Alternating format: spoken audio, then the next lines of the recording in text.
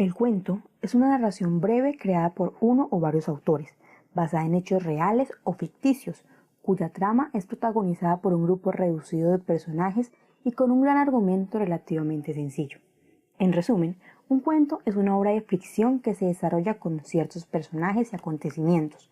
Además, un narrador es quien presenta a los personajes, los puntos de vista, los conflictos y el desenlace.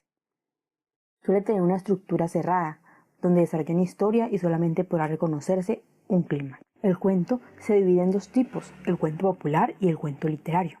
El cuento popular es una narración tradicional breve de hechos imaginarios que se presenta en múltiples versiones. Se encuentran cuentos de hadas, cuentos de animales y cuentos de costumbres. Por otra parte tenemos el cuento literario. Es el cuento concebido y transmitido mediante la estructura. El autor en este caso suele ser concebido y el texto fijado por escrito se presenta generalmente en una sola versión. Una de las primeras manifestaciones de este tipo en lengua castellana es la obra El Conde Lucanor.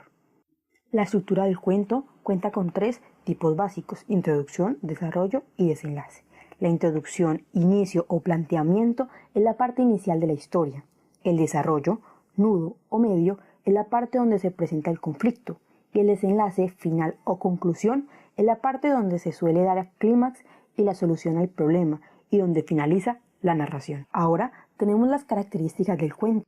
En ella se encuentra la ficción, el argumental, única línea argumental, estructura central, protagonistas, unidad de efecto, prosa, brevedad, y también encontramos los subgéneros, en el que están el cuento fantástico, el cuento de hadas, cuentos de suspenso, cuentos de comedia, cuentos históricos, cuentos románticos, el microrrelato, los cuentos de ciencia ficción, el cuento policíaco, el cuento de terror y el cuento de aventuras.